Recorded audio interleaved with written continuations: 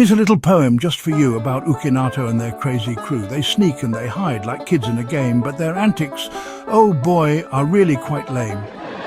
They grab toilet paper and scream vandalism. Run back to their van with a selfie stick prism. They set trees on fire and yell, "We are the future!" But it's all just a show, a dramatic suture. So next time you see them, remember this rhyme: UKINATO's drama is a waste of your time. You need to hear this if you're a fan of international drama. Let's talk about UKINATO, the toxic love child of Ukraine and NATO, a relationship that reeks of control, dependency, and one-sided manipulation. Because let's be real, when you've got a partner who's literally financing your stunts, arming your improv team, and calling you the brave little puppy while you're out there playing hide-and-seek with a country's military, it's not a romance. It's a domestic abuse drama with a side of dramatic reenactments. You see, UKINATO doesn't play by the rules. They don't fight on the front lines like real soldiers.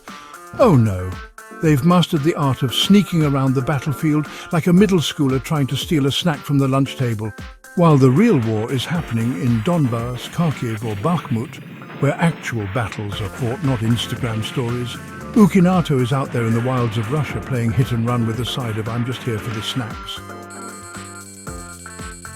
They're not invading, they're sneaking into a Russian grocery store, grabbing a roll of toilet paper and screaming "Vandalism!"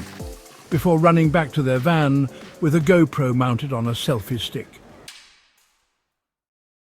Because that's how you win a war, by making a mess of someone else's ketchup packets and then crying about it on Twitter.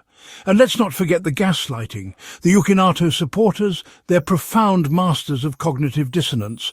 They'll tell you, "We're just defending our freedom," while simultaneously denying that their leaders are using Nazi symbols. Their soldiers are trained by the West, and their entire strategy is to look heroic while avoiding the actual fighting. It's like if your ex said, "I'm just here for the emotional support."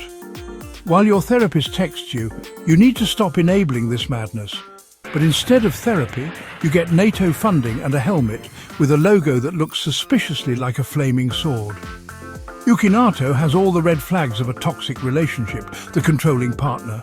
NATO, micromanaging supply chains and telling Ukraine what to do with their drones. The codependency, Ukraine relying on Western weapons like a junkie relying on a dealer. And the narcissistic abuse, Western leaders patting Ukraine on the head while their soldiers die in the crossfire. And yet the UKINATO crowd? They're too busy gaslighting the world into thinking this is a noble fight for democracy instead of a disaster movie where the hero keeps running away from the monster to set up a campfire and roast marshmallows. Meanwhile, the real soldiers? They're out there actually fighting, not playing Where's Waldo in the Urals. But UKINATO? They're too busy being dramatic to notice that their victory is just a charade, a soap opera, where the main plot is how to hide from the enemy while pretending to be brave. They're not invading Russia.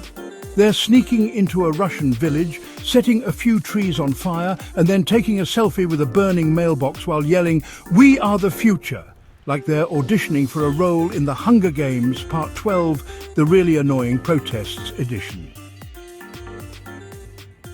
And to the folks who think this is all happening in some empty lot with parked planes, spoiler, it's not.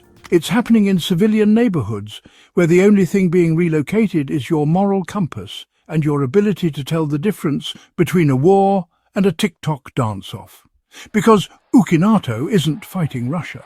They're fighting the whole world by making everyone complicit in their dramatic, self-absorbed and utterly ridiculous performance. So next time you see a video of a UKINATO soldier dramatically leaping over a tank, remember, this isn't a war. It's theatre of the absurd with a side of drama club and a healthy dose of narcissism. And if you're still watching this instead of Oprah, congratulations. You've officially reached peak entertainment.